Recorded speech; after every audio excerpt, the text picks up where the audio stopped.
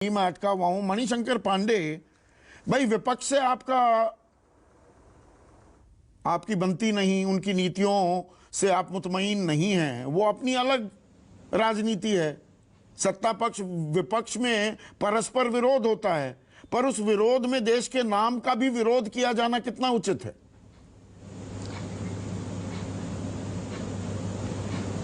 संदीप जी, मैं सबसे पहले तो ये कहना चाहता हूँ कि इंडिया और एनडीए का ये जो गठन है, एनडीए के पास एक मजबूत नेतृत्व, नियत स्पष्ट और देश के विकास का एक मॉडल है। और देश 38 पार्टियां इकट्ठा होकर के अपना विश्वास जो है उस नेतृत्व के प्रधानमंत्री माननीय मोदी जी के पक्ष में व्यक्त किया है।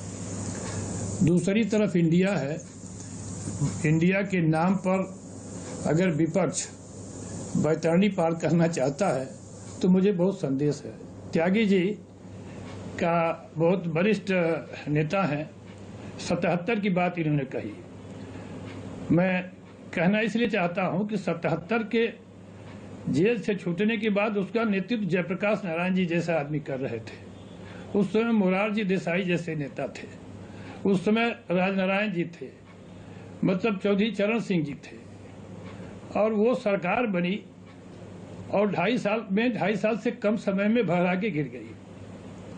आज जो इंडिया के नेता हैं, इंडिया में सम्मिलित हैं, उनके जब हम चेहरे को देखते थे, जब बेंगलुरु के अधिवेशन में देख रहे थे कि एक तरफ ममता बनर्जी खड़ी थी जहां डेमोक्रेसी का संकट है बंगाल में, और बगल में सोनिया गांधी खड़ी थी। उनको भी 97 की वो घटना याद हो रही होगी जिस समय से ममता बनर्जी को पार्टी से निकाल करके बाहर फेंका था। तो ये वह और भी बहुत से नेता वहां खड़े थे। वहां आपके महाराष्ट्र के नेता शरद पवार जी थे। उनको भी सोनिया गांधी को देख करके याद आता रहा होगा कि आज हम लोग कहाँ इस गठबंधन में सम्मिलित हो रहे हैं, और भारत का नाम लेकर के उस गठबंधन को हम मजबूत करना चाहते हैं। तो मैं 77 त्यागी जी की बात इसलिए मैं कहना चाहता हूं कि उन्हें 77 का जिक्र किया। नहीं, आपने आज का भी जिक्र कर दिया। मणिशंकर पांडे, आपने जो ये इंडिया या विपक्षी गठबंधन की तस्वीर पर आपने सवाल उठाए। कल जो एनडीए की बैठक हुई, जो 41 पार्टियां दावा किया गया कि भाई वहां पर आई, वहां आपके मन में कुछ सवाल नहीं आए कि एक नाथ शिंदे कौन है? ये तो दो फाड़ की हुई शिवसेना की तरफ से आए हैं।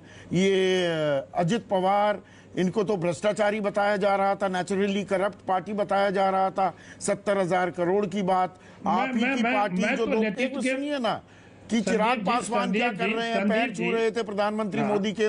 प्रधानमंत्री मोदी उन्हें गले लगा रहे थे, वो तो अलग कर दिए गए थे। ओम प्रकाश राजभर कि मर जाऊंगा, कभी बीजेपी के साथ नहीं जाऊंगा, और वो कल वहां साथ दिख रहे थे।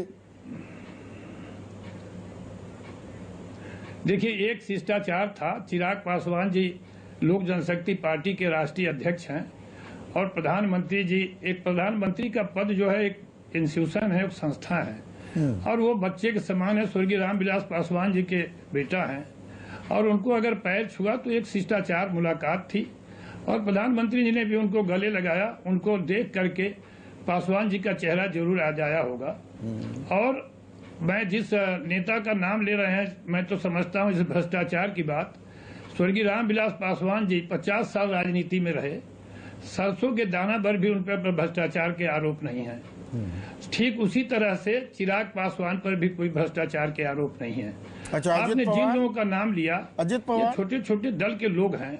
नहीं, अजित पवार, हिमंता बिस्वा शर्मा जब कांग्रेस में थे, क्या आरोप थे? ये मतलब लिस्ट में इतनी बार बता चुका हूँ। सुवेंदु अधिकारी, मुकुल रॉय, नारायण राणे, बीएस येदियुरप्पा, केएस ईश्वरप्पा। हमारे यहाँ प्रधानमंत्री जी ने कहा कि हमारे यहाँ 0 टॉलरेंस है, और जहाँ पर भ्रष्टाचार का मामला है उसमें कहीं कोई होगा, मैं नहीं, 0 टॉलरेंस विपक्ष में भ्रष्टाचार को लेकर है। विपक्ष में जो भ्रष्टाचारी है आपके पास आकर संस्कारी हो जाएगा, वहां 0 टॉलरेंस की बात नहीं। 0 tolerance towards corruption only for the opposition party. ऐसा नहीं है। जो कानून देखिए, कानून अपना काम करेगा, और मैं समझता हूं कि प्रधानमंत्री जी ने जो उनके साथ भी कभी रहा है उसके पर भी भ्रष्टाचार के आरोप हैं, तो उसकी भी जांच होगी और दूसरे जगह उसकी भी भ्रष्टाचार की जांच होगी। मैं सिर्फ ये कहना चाहता हूं कि जिस तरह से प्रधानमंत्री ने एमएलए एमपी कोर्ट बनाया,